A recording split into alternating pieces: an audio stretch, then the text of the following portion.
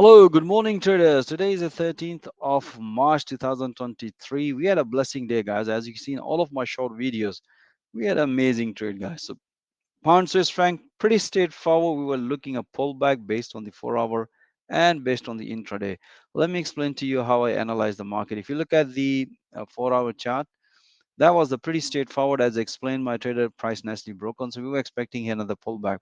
And if you look at here, the previous candle was develop a bearish engulfing candle. That's the good sign of continuation.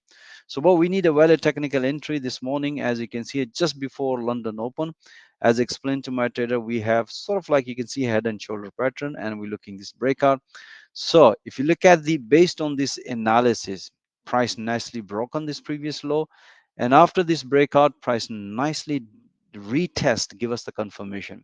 As soon as the price hit to the final target, that's what explained to my trader. It's time to enjoy amazing profit, as you can see, or at least move your stop loss at the break even if you want to still holding short.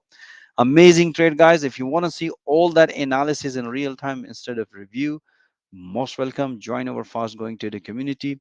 Have a safe trading and wish you all the best.